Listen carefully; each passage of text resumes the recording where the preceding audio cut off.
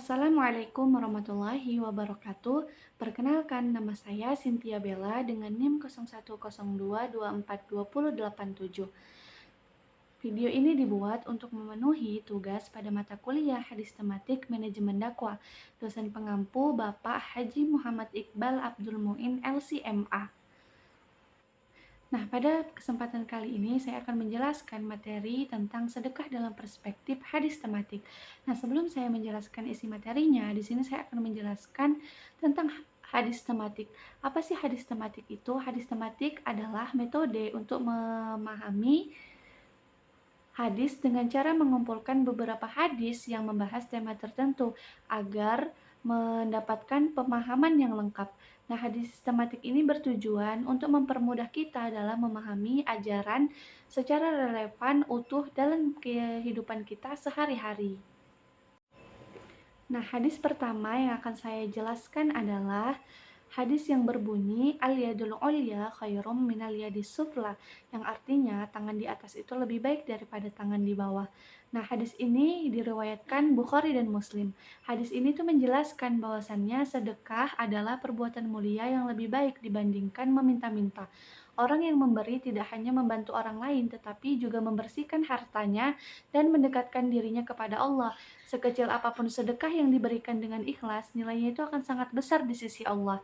Nah, hikmah hadis yang kita dapatkan yaitu yang pertama, hadis ini menjelaskan bahwasannya sedekah itu membersihkan harta dari hak orang lain, lalu menumbuhkan rasa syukur dan kepedulian, menghindarkan dari sifat kikir dan tamak, mendapat pahala yang terus mengalir, dan menjadi sebabnya pertolongan dari Allah. Nah, lalu hadis yang kedua yaitu yang berbunyi ma naqasat shadaqatum mimmal, yang artinya tidaklah sedekah itu mengurangi harta. Hadis riwayat Muslim. Sedekah itu tidak akan mengurangi harta kita, bahkan Allah lah yang akan menambahkannya dengan keberkahan dan menggantinya dengan yang lebih baik. Dari hadis ini memotivasi kita untuk jangan takut miskin karena sedekah.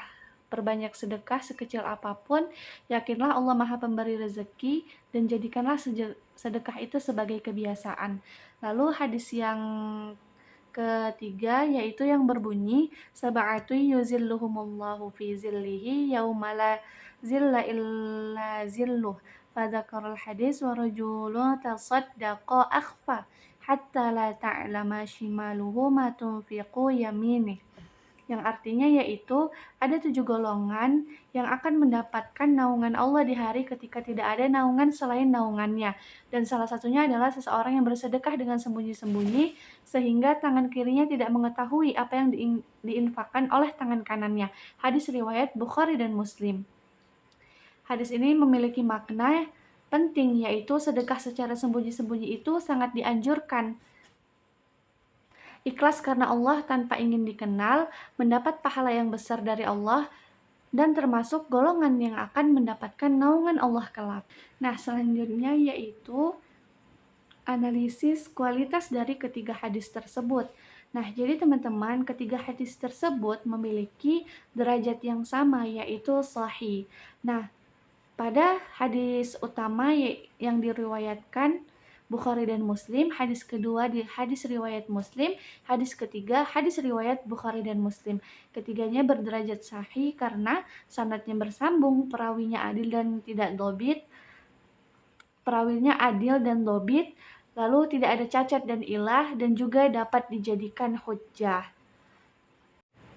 Lalu selanjutnya yaitu pengelompokan hadis tentang sedekah. Sedekah merupakan amalan mulia yang mengandung nilai kepedulian, keikhlasan, dan keberkahan dalam kehidupan seorang muslim.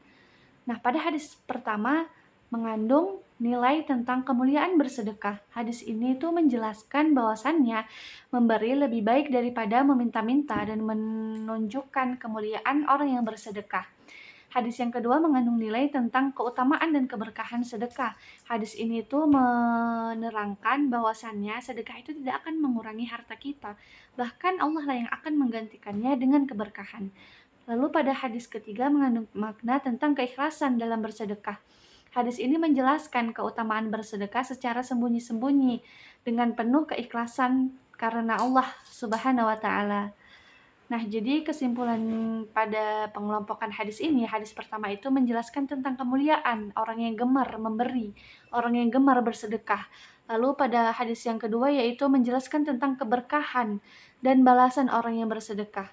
Lalu hadis yang ketiga adalah tentang orang yang bersembunyi-sembunyi dalam bersedekah dengan memiliki niat yang keikhlasan karena Allah Subhanahu wa taala. Lalu selanjutnya tentang hikmah bersedekah. Nah, jadi apa aja sih teman-teman hikmah kalau kita bersedekah? Nah, yang pertama itu adalah mendekatkan diri kita kepada Allah. Nah, sedekah itu adalah salah satu cara untuk kita mendekatkan diri kita kepada Allah, serta sebagai bentuk ketaatan dan juga rasa syukur atas nikmat yang sudah diberikan kepada kita. Lalu yang kedua adalah membersihkan harta dan jiwa. Yang ketiga mendapatkan keberkahan. Nah, harta yang kita sedekahkan itu akan diganti Allah dengan yang lebih baik dan membawakan keberkahan dalam hidup kita. Lalu yang keempat adalah mendapatkan naungan di akhirat. Lalu yang kelima menumbuhkan kepedulian sosial dan yang keenam adalah menghindarkan dari keburukan. Sedekah itu dapat menjadi penolak bala, menghapus dosa dan juga menjauhkan dari siksa Allah. Lalu bagaimana sih strategi yang bisa kita lakukan agar kita bisa menjadi orang yang gemar dalam bersedekah? Nah, yang pertama itu niat karena Allah. Lalu yang kedua, utamakan yang wajib, sempurnakan dengan yang sunnah. Lalu yang ketiga, mulai dari yang kecil, tapi harus konsisten. Lalu selanjutnya, pilih waktu dan tempat yang terbaik.